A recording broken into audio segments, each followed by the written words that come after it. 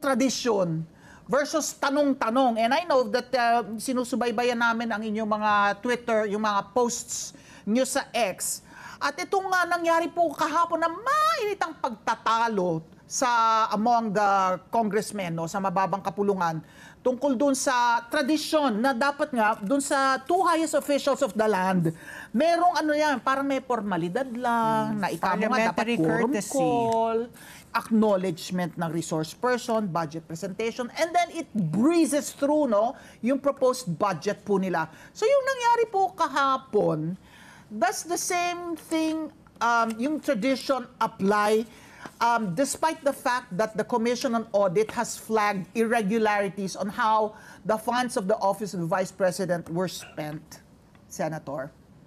Well, dalawa, no? Talagang mayroong time-honored tradition na pagka-budget ng Office of the President, Office of the Vice President, maski yung sa Supreme Court, yung Judiciary, ano yun tama yun. Pag-open ng hearing, tapos acknowledgement, tapos mga opening statements, may konti meron ng motion na i-recommenda na sa plenaryo yung budget for approval. So, sa isang banda naman, hindi naman yun na cast in stone, ano, na kasi tradition nga na sinusunod, pero hindi rin mapipigilan kung sino yung miyembro ng komite, Appropriations Committee man o Committee on Finance sa Senado, na magtanong kung meron silang gustong i-clarify. Ang nangyari kasi kung susundan natin yung mga pangyayari, medyo hindi maganda yung naging sagutan ng una. So ako sumasang-ayon ako kay Congressman Marcoleta saka kay Congressman Ungab na maski pa paano i-honor yung time-honored tradition. Pero tama rin naman yung sa committee chairman na ilagay sa boto. Pero sila. At yun nga, nahinto sa ganon at naging nagkaroon ng balitaktakan. Pero pareho sila tama doon na i-honor yung time-honored tradition. Pero at the same time, hindi rin pwedeng tigilan kung sino man ang miyembro na gusto magtanong. Okay. Senator Ping, no? Kasi kilala talaga kayo na bumibusisi talaga ng budget, 'di ba? Kayo nga talaga yung nagbabantay ng ating kaban. The Sentinel. Oo. Now, my question is, yung inaakusa po ni VP Sara po na ginawang padding from 5 billion, humingi ng 10, naging 15, tapos po sa GAA lumabas po na 24, tapos napunta, kumbaga there were so many numbers that were thrown in. Is that really possible po? With yung in-approve po ng Office of the President dun sa GAA, pero paglabas pa daw doon sa Kongreso, iba na po yung naging budget ng DepEd, tapos na kumbaga ginambol-jambol para po makita yung original ay pinad pa doon. Is that really possible po? Kayo po, bilang po katiga scrutinize po ng budget po. Bibi, ang nire-refer mo yung NEP, yung National Expenditure Program, And the GAA. also known as yung President's Budget. Kasi pag sinubitan ng Office of the President within 90 days or 30 days after makapag-SONA yung budget, talagang bubusisiin yan. Mababago talaga yung hilad siya ng budget. Kasi billion measure yun Ang nangyayari, yung sa NEP pa lang, National Expenditure Program, pagka nilabas yung tinatawag na Appropriations Bill 1, ang tawag namin doon. Dapat yun, Senator Ping, malabo po yung ating linya, choppy kayo, and we are missing out on what you're saying. Importante naman po. Kung kayo po ay mo, ayan. Signal. Okay po, sige po. Signal. Okay. Kasi mobile nga. Oo, you were saying po.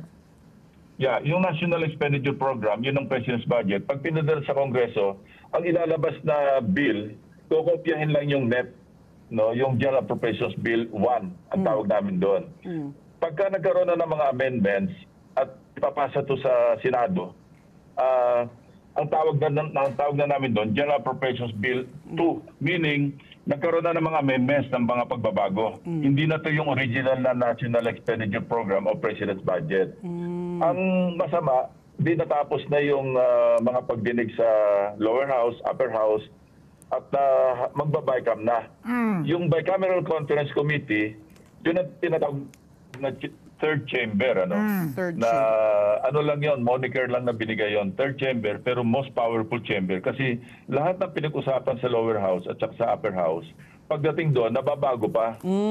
Ang dapat lang na gagawin sa bicameral conference, yung mga disagreeing provisions, yung mga nagkaiba sa provision sa version ng Senado at saka version ng lower house, i-reconcile lang yon. Pero nangyayari, nag-i-introduce ng mga panibagong mga changes, mga amendments na hindi na dapat. Kung labas ito doon sa, alimbawa, hindi naman nagdi-disagree ang provision sa House, yung version ng House at saka version ng Senado, hindi na dapat galawin yon. Pero nangyayari sa BICAM, pati yung pinakikialaman na. Ilan lang naman yun, hindi na yung plenaryo eh. Yung pag-usapan sa plenary, buong buong House yun, buong Kongreso, buong Senado.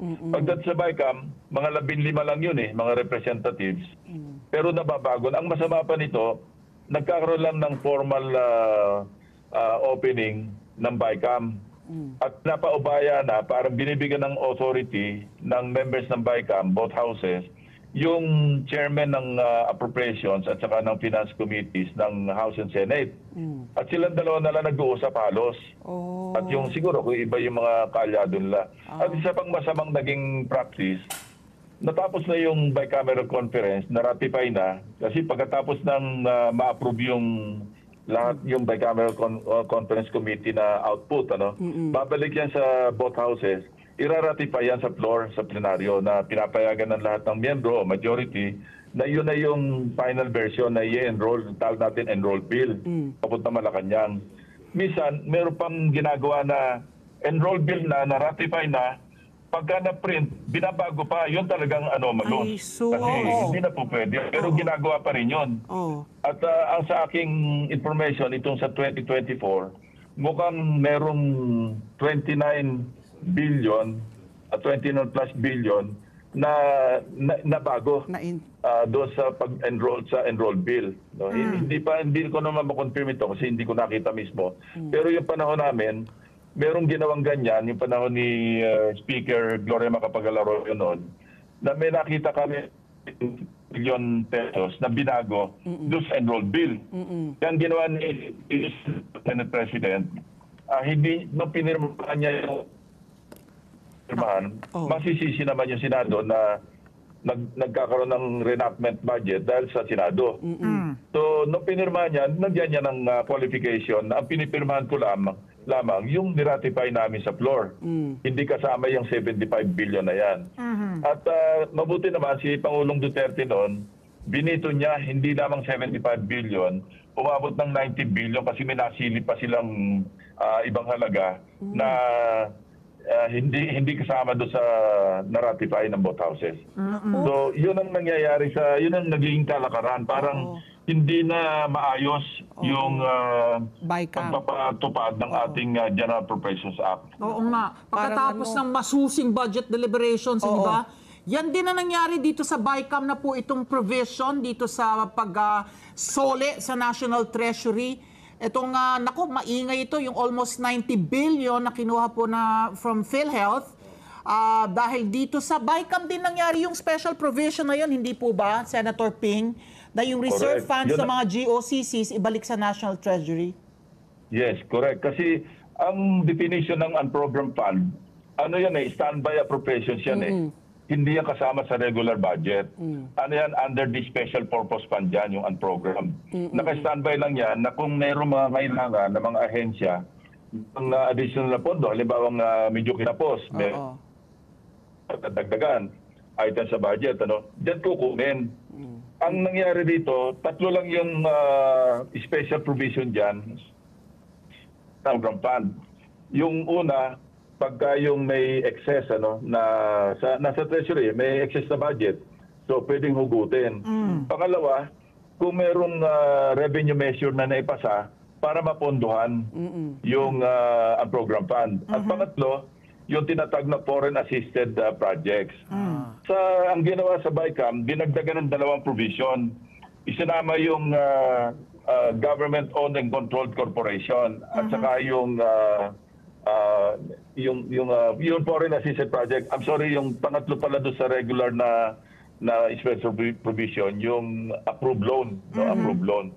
At dinagdag dito sa BICAM, yun nga, yung lahat ng GOCC, nasaklaw ngayon yung PhilHealth kasi ang kategory ng PhilHealth, GOCC. GOCC rin. At yung panglima, yung Foreign Assisted Project, pwede na rin galawin. Pero yung Foreign Assisted Project na yan, siyempre may counterpart tayo. May counterpart yung, Foreign entity. yung sa ibang bansa. Oo. Kaya paano mo gagalawin ngayon yun? Medyo masalimot din yun. Anyway, balik tayo sa issue. Yung PhilHealth, ginalaw nila. So yan, nasa Korte Suprema na ngayon. At harinawa, kung makikita, kung makita ng mga petitioners yung talagang issue, kasi ang sa issue ng mga petitioners yung parang appeal sa emotion dahil ito yung PhilHealth para sa mga nangangailangan na tulong sa healthcare, ano? Yes. Hindi ang talagang issue dapat bukin diyan. Yung General Appropriations Act is a general law. General law. Yeah. No? It should Yung PhilHealth law, Oo. Separate. at It's a saka yung special law. amendments, ano? Yeah. Pati yung Universal Healthcare, special law. Oo. Hindi po pwedeng i-amend Oo. ng general law yung special law. Yes. Napaka-basic nun. Oo. Kasi ang special law, ito na nga yung parang kinlarify na nga yung general law. Correct. So hindi pwedeng bumalik yung general law na i-amend yung special law. Yes. Ang nangyari, yung GAA being a general law, hindi po pwedeng i-amend yung PhilHealth law. Ang PhilHealth law saka yung Universal Healthcare Act, UHC. Oo. hindi po pwede kasi ang nakalagay doon, pagka merong excess, babalik yan sa benepisyo ng mga members. Dagdagan yung benepisyo. Mabawasan yung premium. Correct, oo. Senator Ping, yung nakakabahala po sa sinabi mo, yung babalikan ko lang po yung sa BICAM. So parang the power of the purse is held by just a few. Sabi mo, 15 members po yung nandoon. Is there a way to amend that po? Para po hindi na po makutkot, magalaw. Kasi po, no, matapang po sinabi po ni VP Sara that Congress, the budget is held by just two people, and she named House Speaker Martin Romualdez and the Chairman of Appropriations and Budget po si Zaldico po ang may hawak na syempre po tinanggihan po ni Congressman Zaldico. Pero po members po sila dito po sa BICAM. At sabi nyo nga na iba na no yung landscape po ng ano. Pwede po ba bang galawin po yan para po talagang may check and balance at hindi po ganun kapangyarihan po ang BICAM na pwede po nilang palitan ang na-approve na po? If I recall correctly, nung nasa Senate pa ako, nag-file ako ng bill or resolution na gawin transparent yung bicameral conference. Hindi po pwede kasi yung bicameral conference, ito yung lalo sa budget, ano?